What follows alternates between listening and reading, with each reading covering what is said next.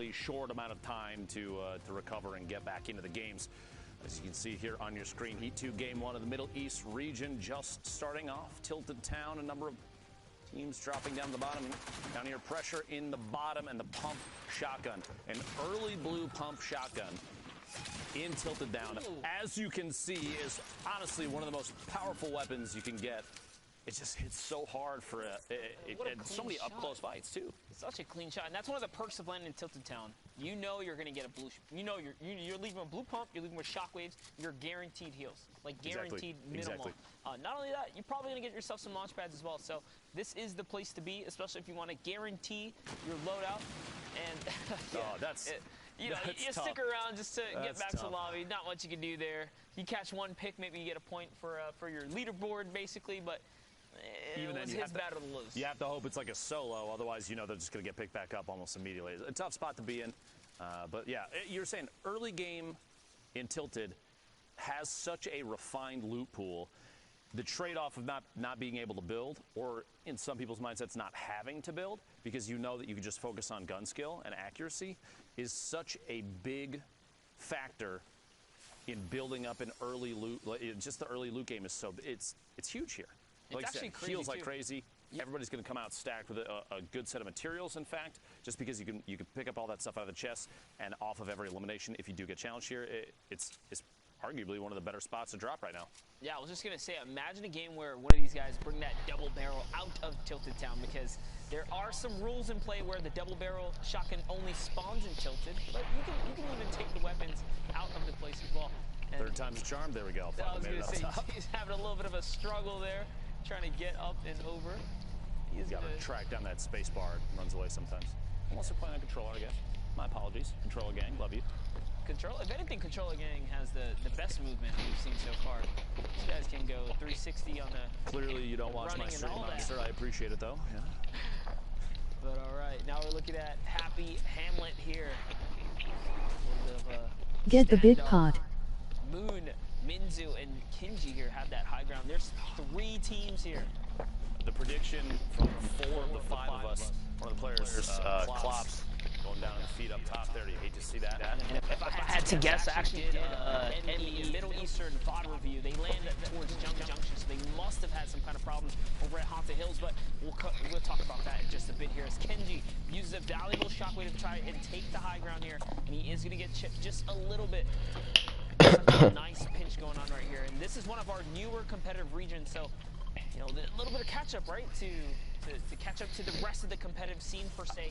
I wouldn't even say that, honestly, because some of these players are so good, Monster. I mean, we've even watched each other grow very quickly playing the game just from watching these competitive experiences.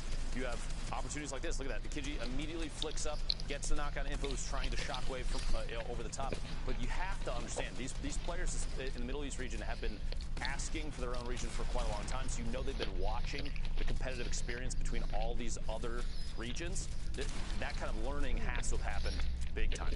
That was a filthy little ramp edit right there to catch AZ2M, and yeah, that's what I wanted to touch on, is that they were held back for so long because of the ping differences, right? Yep. But now having their own region, a lot of it has, you know, a lot of these players have found a little bit of remedy in that factor as well. So good for them. We see new faces come up and have their moment. Pretty much catch a little highlight here today. Kinji picking up the revive right there on Minzu. Knocked in the middle of that fight. A valiant trade, though. Honestly, if your team only suffers a single knockdown, you pick up those 3 eliminations, I'd say that's 100% worth it. Those bubble shields in rotation out. Team moving up on top of the hill. Lucky landing. He's actually hit with a little headshot right there and ripped apart all of his shield. Now forced only down to bandages, and this is a battle that they have to take on their heels here. And I like what they're doing. They're backing up as a squad, trying to use this time to also gather some mats in the process. This team is not letting up. You have the NL squad right here, Nella, Easy, and Saya Zine right here, or Saya Zren, excuse me, and they're coming in with the push. They're still fully shielded up for the most part.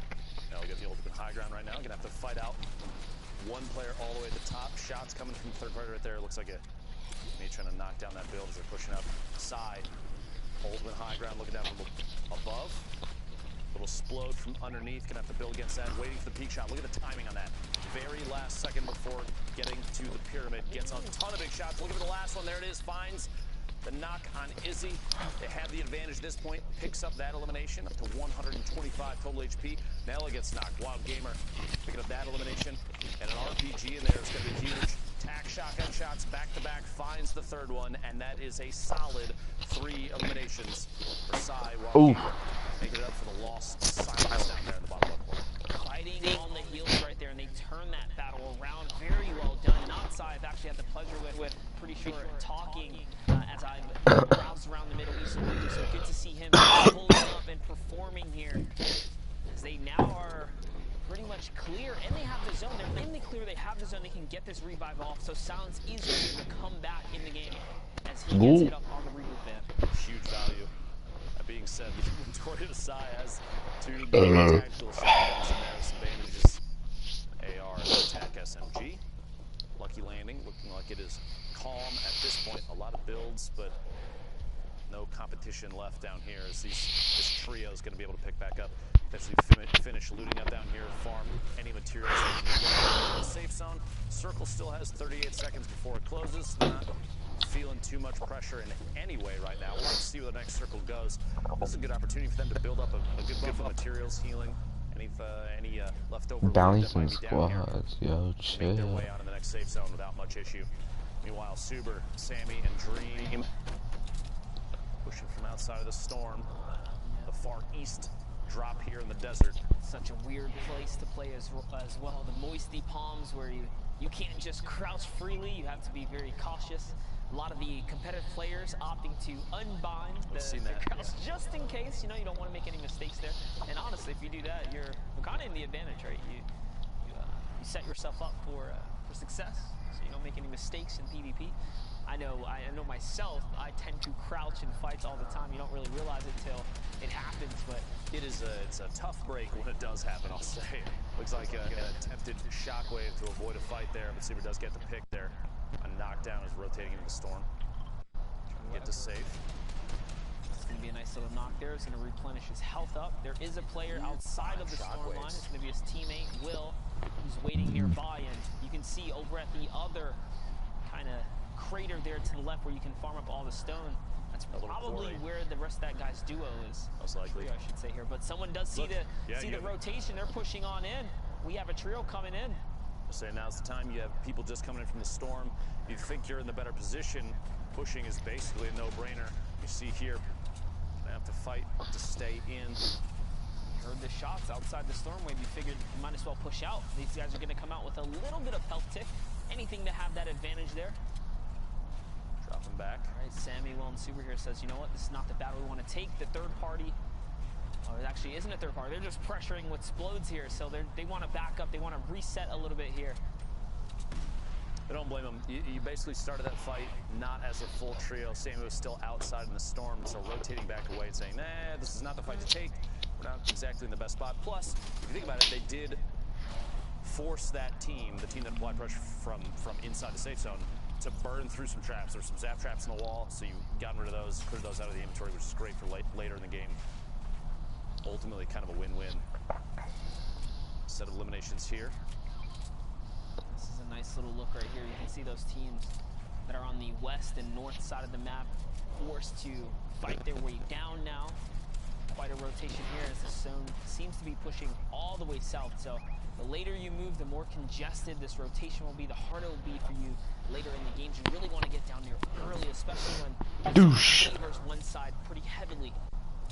See competitive players try to rotate nice and early. I'm looking for Nazir to hit a snipe shot here. He keeps pulling that heavy sniper out and taking a look. Hasn't gone for it yet. I would say position-wise, not the best call. You draw a lot of attention to yourself as you are further outside towards the edge of what is currently safe. So people are probably going to look back and try and stormhold you. But could you imagine Nazir hitting just a crazy snipe right there on the rotation in? They suddenly have advantage, a trio versus only 2 left up. They could push through, pick up 3 elims, all the materials, and make their way in the safe zone. And this is actually very interesting right here. FHD actually opened this battle up with a heavy snipe. They catch the knock, but they don't even collapse to kind of seal the deal. They say, you know what, instead, we're going to focus more on the zone here. They're going to get ahead. So they use that little bit of distraction, downtime, and chaos to get ahead of the zone here. It's probably still going to convert if they can get to the zone first and then turn the battle back around. Depends on how fast the Storm is moving on this edge. They are closer to the short side, so it's moving slower. But yeah, you have a chance maybe for a pickup there, but I think, like you're saying, in that moment they say, yeah, we got the knock, we could push for it, but placement at this point probably more important. You're looking at 26 trios remaining. You don't get the placement points until top 15, and even then, it's only 3. So right now, pushing into the Storm, getting to safe, very, very important. You want to try and make it to that top 15 as early as possible. You know, get to a safe spot so you can sit and wait. You saw a little bit of a storm surge warning there as we're approaching zone 3. You have to be cautious when there's over 70 players to the zone 3 ratio. Storm surge will start to tick. So there's only one trio probably affected right now. This trio here is completely safe, 105 damage above. But anything can happen. You get pushed by the wrong ones. The other team can get into a fight. So at this point, only one player needs to go down too, and we might actually find it. There it is. What a snipe. FHD looking back to the east over there. A quick little flick, a 157 body shot. They're going to try and apply pressure. Teammate up top trying to secure, maybe get a chance for revive. Stinks. They actually used a lot of resource just to try and keep that player safe right there. He chucked back the zap trap and the stink. So using all, if not most, of their throwables right there just to hold the power squad down here in the factory area. And this is the second time now they've caught a knock and they haven't quite, you know, sieged the moment. Very patient. Will it bite them in the butt later on, though? Honestly, I think that's the smartest play, because you see right now, all 3 of those players up on the hill are stacked up next to each other, and they may have seen, because you had people that were rotating in, I believe that's southeast of the little factory area they're in right now. So they get the knock, yeah, but you're down below. Your only option basically is to try and take shots on the structure and get the knockdown player exposed and immediately eliminate. If you don't get that player's crawling back, he needs the line of sight on the hill. Plus you have other people that they're going to see that and a chance for third party. I would rather see these players do exactly what they're doing right now and sit inside the build, do all the wall replaces and wait just a minute, because what might happen, and you see on your minimap, that almost is the call there. That trio, the one that they got the knock on, there's a team further outside. They're going to get pressure from the back. They have a chance to sandwich. That might be eliminations that they can pick up later rather than applying pressure and maybe getting third party themselves. I almost also want to say, though, that's the same team that's done got sniped twice by FHD, so he's a magnet for the heavy sniper. Gotta be careful, buddy. Little rivalry Tuck the head down. You gotta duck. Careful on the peaks here, but NM7. Teams are collapsing everywhere. Minute left. Oh, and he catches another one right in the tail. Aziz TV is going to go down, and this time they are not safe. He says it's time to battle. They want to push this through with less than a minute on the rotation here. In comes the stinkers. The heavy snipe cracks open the wall, and there is a team nearby. They can hear the shots. They're looking over if you look at your map, but they're going for safety instead. It's a long rotation. Around. You see that those 2 trios on the southeast side, they're rotating around trying to get in the safe zone. Meanwhile, these two teams that have literally fought each other time and time again now are finally applying pressure. NM7 with a build-up, trying to get the high ground. Not going to be able to do it just yet. Going to wait just a moment. Doesn't want to get pushed too far in on that trio without his teammates at his back. 1 elimination currently, but if the pressure is good and gets a better position, might be able to convert that into another 3. We'll see here in a second. Shots from inside the safe zone. They're just at the edge. And there are so many teams so close together. 1, 2, 3, 4, I believe 5 trios within probably 50 meters of each other right there.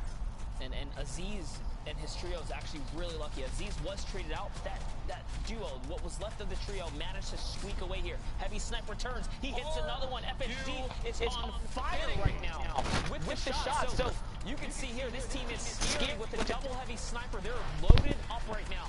Here comes the focus fire. A trio focus fire is big, but FHD pays the price. Another team up behind. Just what I was saying, 5 trios in one.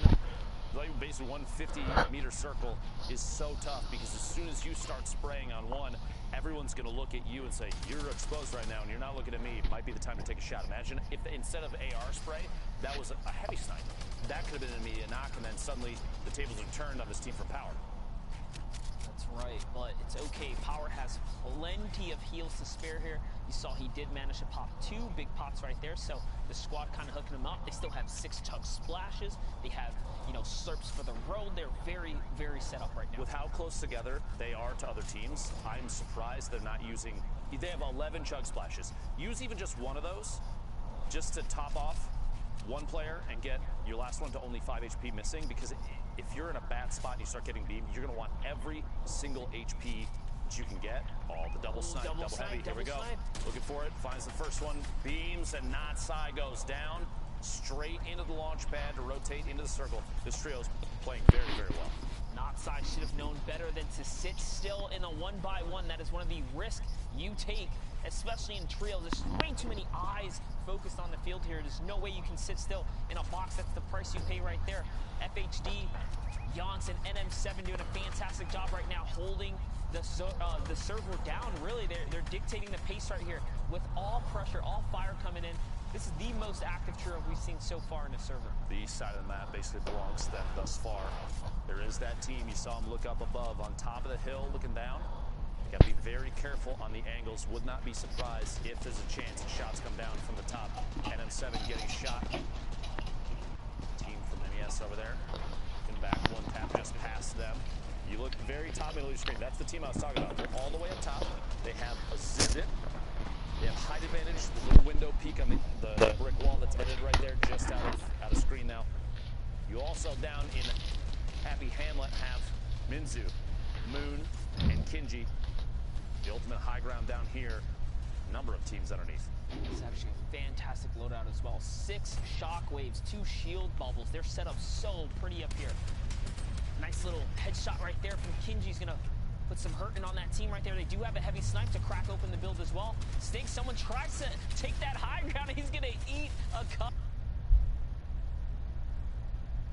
of bullets for the sandwich right there as Sultan goes down by Kinji. Nice reaction speed right there. That shockwave play was not the one to do. A valiant effort, but did land right in the middle of a trio, all kid of the teeth.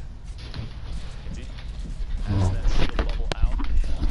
Looking to potentially make a rotation soon. We'll have to see here. I almost want to see one of these players.